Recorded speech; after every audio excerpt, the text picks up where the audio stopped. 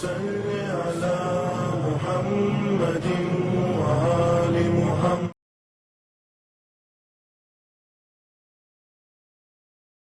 اعوذ باللہ من الشیطان اللعین الرجیم.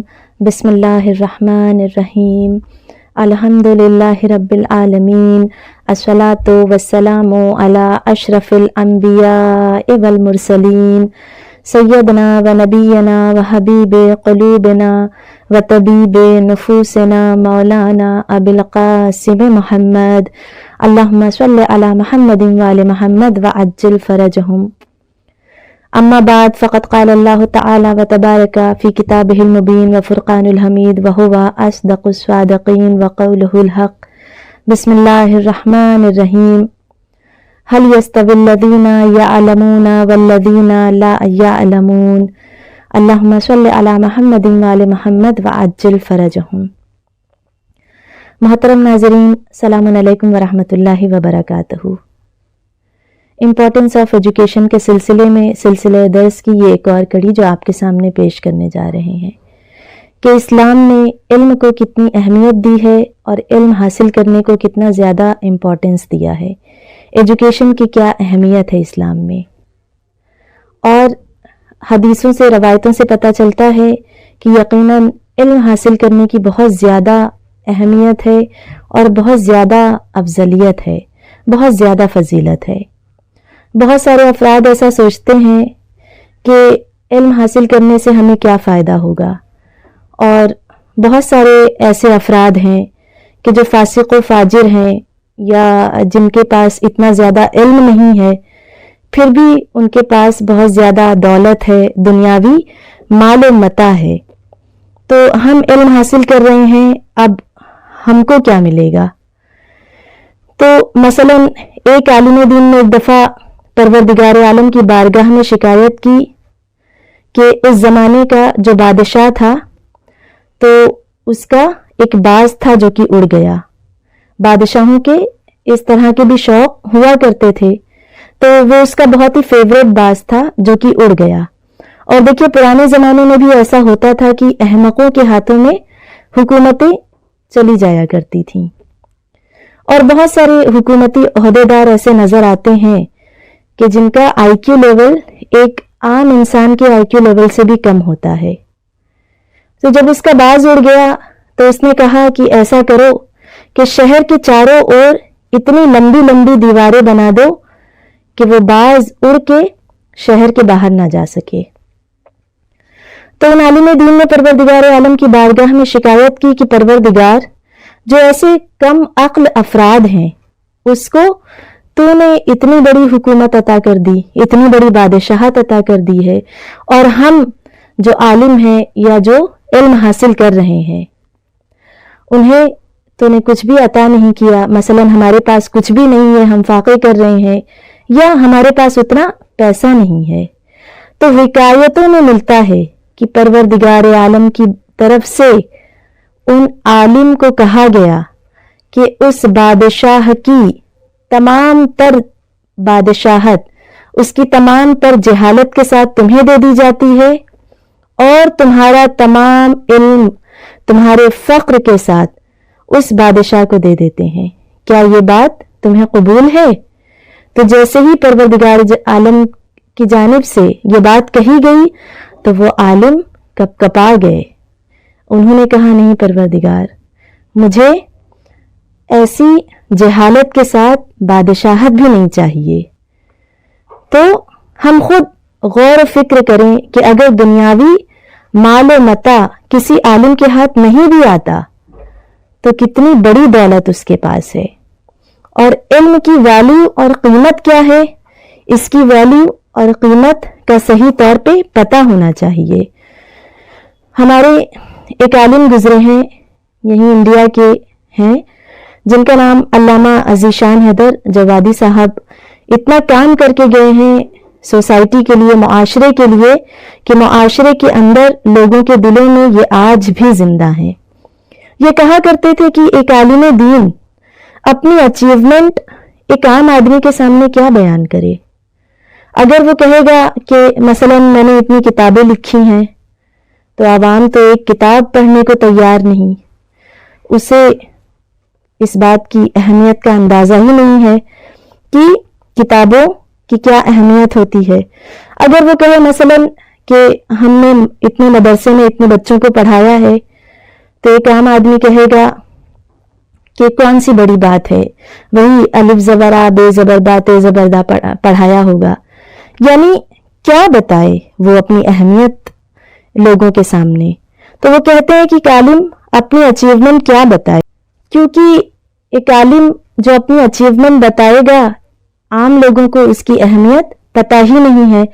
جیسے کہ ایک واقعہ ہے کہ ایک عالم اپنے طالب علموں کو، اپنے اسٹوڈنٹس کو بہت زیادہ نصیحت کرتے تھے کہ علم بہت قیمتی ہے، اس کی بہت زیادہ ویلیو ہے، بہت قدر و قیمت ہے۔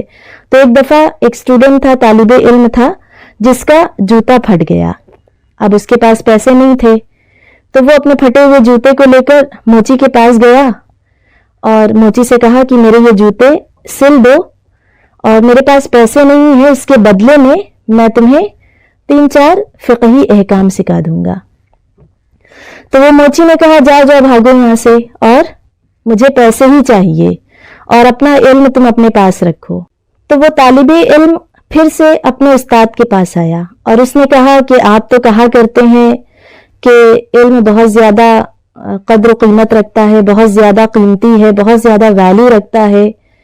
میں تو آج ایک موچی کے پاس گیا اور جوتے سلنے کے لیے میں نے کہا، اور اس کے بدلے میں نے اس سے کہا کہ میں تمہیں چند فقہی احکام سکھاؤں گا، تو اس نے کہا نہیں، مجھے نہیں چاہیے تمہارا علم، اپنے پاس رکھو اور مجھے تو پیسے ہی چاہیے۔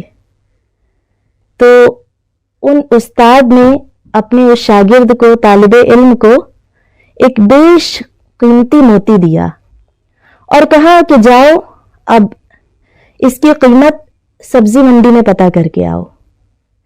اب وہ طالب علم گیا ایک سبزی کی دکان پر، سبزی منڈی میں گیا ایک سبزی کی دکان پر، اور سبزی والے سے کہا، وہ موتی دکھایا اور کہا کہ اس کی کیا قیمت تم مجھے ادا کرو گے، کیا قیمت دو گے؟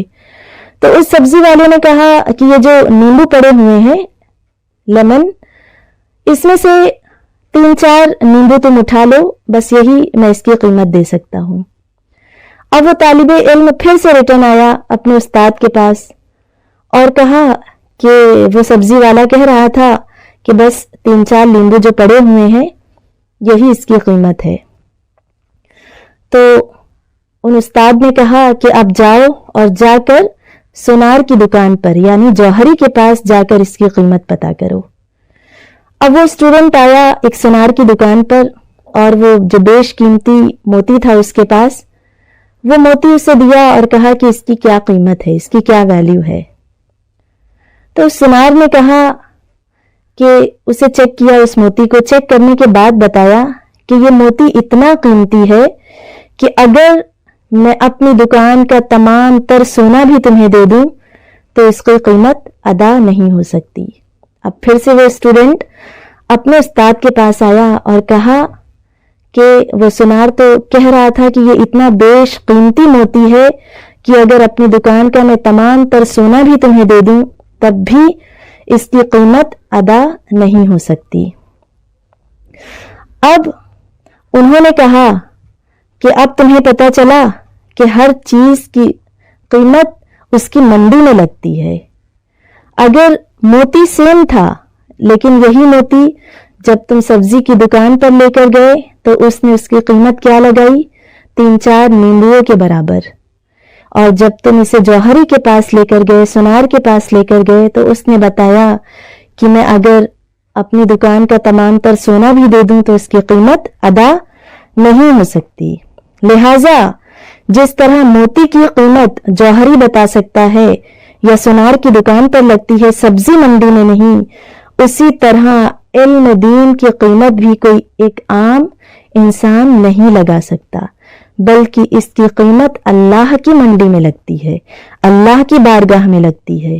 مثلا کتنی روایتوں میں ملتا ہے کہ طالب علم رحمت خدا میں ڈھکا ہوا ہوتا ہے، یا کتنی ہی حدیثوں میں آیا ہے کہ ایک طالب علم جس علاقے سے گزر جائے تو وہاں پر جتنی قبریں ہیں، جتنے لوگ وہاں پر مدفون ہیں، دفن ہیں، تمام قبروں پر سے عذاب 40 دن کے لیے ہٹ جایا کرتا ہے۔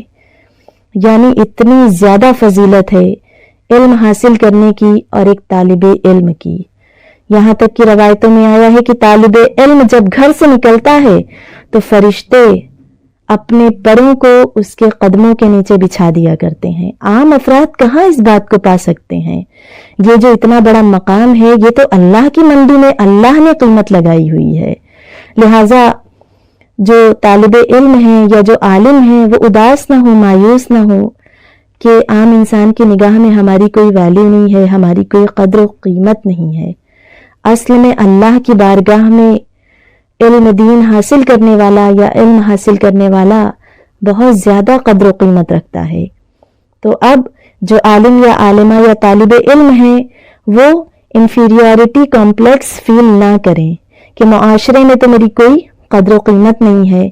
دراصل وہ اپنی قیمت غلط منڈی میں لگا رہے ہیں۔ اصل قیمت ایک عالم کی اللہ کی بارگاہ میں ہے۔ لہٰذا پروردگار عالم کی بارگاہ میں یہی اولاً اور آخراً بس ایک ہی دعا ہے کہ پروردگار عالم یوسف زہرا وارث زہرا کے ظہور میں تعجیل فرمائے، ہمارا شمار، ہمارے مردوں کا شمار ان کے آوان و انصار میں فرمائے، حضرت حجت کو ہمارے نام اعمال سے راضی اور خوشنود فرمائے۔ ربنا تقبل منا انک انت السمیع العلیم، اللہم صل علی محمد وآل محمد وعجل فرجہم۔